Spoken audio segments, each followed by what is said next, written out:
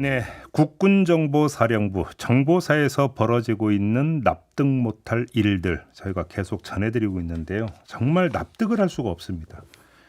그래서 설명이 필요한데요. 이분께서 좀 설명을 해주실 수 있지 않을까 기대감을 가지고 모셨습니다. 사성장군 출신인데요. 더불어민주당의 김병주 의원 모셨습니다. 어서 오세요. 네, 안녕하세요. 김병주입니다. 의원님은 납득이 되십니까?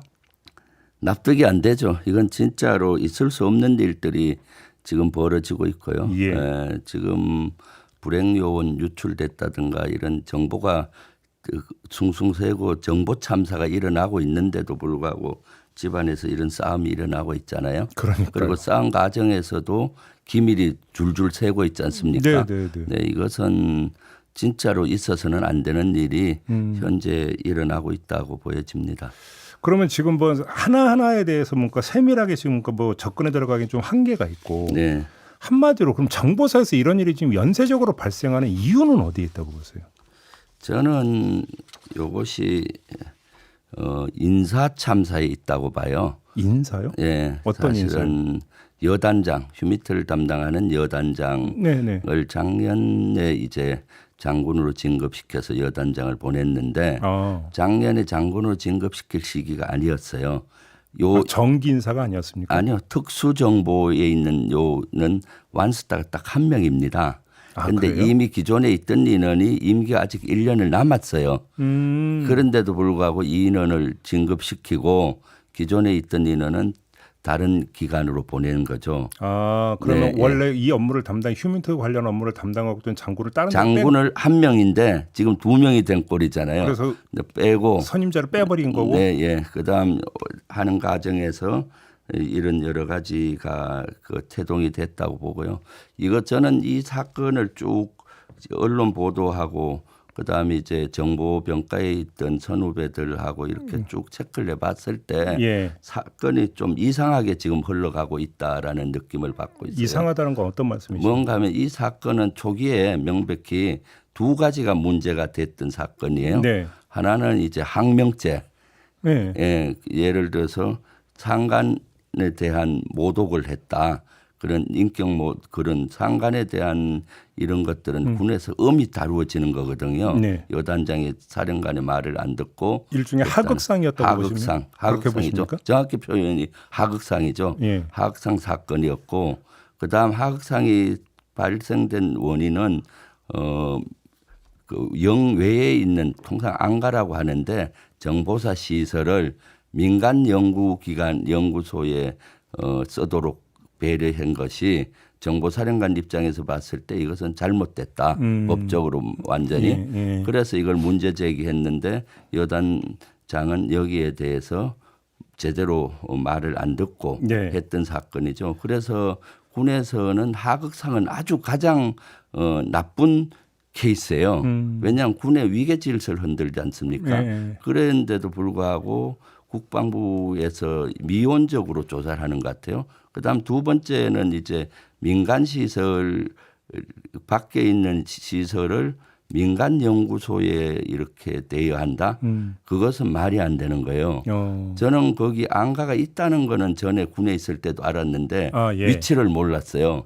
위치 자체도 고도의 보안입니다. 당연히 안간이면 당연히 그래요. 왜냐하면 거기서 공작 같은 것들을 이루어지는 건데 비록 예비역 전역한 예비역이 주로 운영하는 연구소라 하더라도 전역한 민간인이잖아요. 거기에서 사용할 수 있게 해준 것은 저는 아주 잘못된 케이스다. 그러면 의원님 일단 이 여단장이 휴민트 관련 업무를 총괄하는 자리라고 그러니까 지금 네. 보도가 나왔는데 네. 그러면 블랙 요원 관리 네. 이것도 이 여단장 소관이었다고 봐야 되는 거죠. 네, 사실 그렇다고 봐야 됩니다. 그러면 블랙 요원 명단이 유출이 된 것도 책임 소재를 따지면 여단장 책임이다 이렇게 봐야 되는 겁니까? 저는 그렇게 봐요. 그 노출된 시점이 언제냐에 따라 다를 수가 있겠죠. 예. 이 지금 여단장은 작년 11월경에 보직된 걸로 알고 있는데 네. 그 이후라면은 예. 이 여단장의 책임인 거고 예. 그 전이라면 그 전 여단장의 책임이 있겠죠. 예. 그런데 지금 노출된 언론에 나오는 거 보면은 이 여단장 당시에 노출됐던 걸로 보여지잖아요. 그러니까 이것은 제가 봤을 때 그야말로 특대형 정보 참사고 안보 참사예요. 네. 이러한 사항에서 또 본인을 구명하기 위해서 고소하고 또 고소하면서 변호인이 발표한 거에 보면 강개톡 계획이니 뭐 네, 이런 비밀들이 뭐 줄줄줄 나오잖아요. 예. 진짜 고도의 비밀을 요구하는 이런 데서 이러한 형태들은 진짜로 우리 안보를 무너뜨리고 있다. 근데 제가 좀 이해가 안 되는 부분이 네. 방첩사령부가 블랙요원 명단이 유출된 사실을 파악해서 정보사에 통보한 게 6월이라고 하거든요. 보도를 네. 보면. 네. 근데 그 사령관과 여단장 간의 분쟁, 네. 그래서 맞고서 사태까지 갔던 게 시점상 그 뒤인 것 같아요. 네. 시점 보면 그렇죠. 이런 일이 발생할 수 있는 겁니까? 아니 비상이 걸려야 되는 거 아닌가요? 오히려 비상이 내부에. 걸려서 예. 본인들이 적고 대제하면서 진짜로 분석해서 예. 이거를 어떻게 보완하고 할지를 머리를 싸매고 해야 되는 것이 정상이죠. 예. 사실 불행 요원들은 그 최전선에 나가서 목숨 걸고 하고 있는 거거든요. 그런데 지휘부에서는 어떻게 이렇게 자기들의 그런 걸 위해서 이렇게 하는지 진짜 분노스럽기까지 하고 이것은 우리 안보와 정보를 무너뜨리는 사례다. 이것은 아주 빨리 신속히 국방부에서는 조사를 해서 네. 일벌백계 해야 된다고 보여집니다. 근데 조금 전에 의원님께서 국방부가 미온적으로 조사하고 있다는 말씀하셨는데 그건 어떤 네. 뜻으로 하신 말씀이십니까? 사실 이거 하극상의 문제는 아주 심각한 문제거든요. 네. 그래서 물론 그것을 제가 알기로는 정보본부장이 위에 보고를 했고 네. 그래서 조사본부에서 지금 조사를 하고 있지 수사를 하는 것 같지는 않아요. 아 예. 이런 것들은 아주 신속히 빨리 처리를 해줘야 예. 위계 질서가 다시 서잖아요. 하극상 문제는. 그러니까 이런 문제에 있어서 지금 자꾸 이 속도를 못 내고 미온적으로 하고 하니까 지금 여단장 입장에서는 방어를 해야 되니 맞고소를 하는 거고 네. 맞고소를 하다 보면 이것이 어떻게 됩니까? 이상한 방향으로 흐르잖아요. 뭐 서로 장군끼리의 맞고소다. 원래 본질은 제가 봤을 때 저희 생각이요. 언론은 하극상과 국가의 시설을 그것도 고도의 비밀이 요구되는 시설을 민간 연구소에 쓰게 해줬다. 이건 아주 잘못된 이 본질은 흐려지고 네. 지금 흐려진 거예요. 장군들의 맞고소 뭐 이렇게. 그러면 네. 지금 의원님께서 일단 그 작년 말에 그 인사 자체가 좀 약간 예외적이었다라는 네. 지적을 하셨고 네. 하극상이 벌어졌는데도 국방부가 미온적으로 조사하고 있다는 점도 지적을 하셨어요. 그럼 네. 이 두 가지 현상은 어떤 공통된 배경하에서 나오는 현상이라고 보시는 겁니까? 저는 그럴 수가 있죠. 왜냐하면 작년 인사에서 예. 여기가 특수정보 슈미트를 담당한 여단장은 820 주특기라고 해서 정보에서 특수정보를 다루어요. 여기는 완스타 장군이 한 명입니다. 네. 그래서 대령에서 이 직위 진급을 임기제 진급하려면은 2년 근무를 하고 이제 전역을 하는 자리예요. 그런데 기존에 앞에 있던 인원은 2년을 하는데 이제 윤석열 정부 들어와서 2년을 또 연장을 했어요. 그것도 좀 나중에 따져보려고 하고요. 그거는 나중 복잡하니까. 근데 2년 연장하면 아직 1년이 남은 건데 갑자기 또 2년을 진급시키고 또 다른 데로 보낸 거예요. 그러면 간단히 혹시 뒷배가 있다라는 말씀이신가요? 그러니까 왜 이렇게 예외적으로 예. 진급이 이루어졌느냐. 예. 그것을 따져봐야 되는 거죠. 예. 사실은 장관도 제가 봤을 때 이렇게 한계 병가의 진급 체계를 완전히 흐트러지는 걸 지금까지 거의 안 해요. 그러면 그 뒤에 어떤 거대한 세력들이 있을 수가 있는 거죠. 거대한 세력. 예, 예. 장관을 움직일 수 있는 세력. 거대한 세력이라고 하는 게 숫자가 많은 게 아니라 힘이 센 걸 말씀하시는 힘이 센 거죠. 힘이 센 누군가가 있지 않겠냐.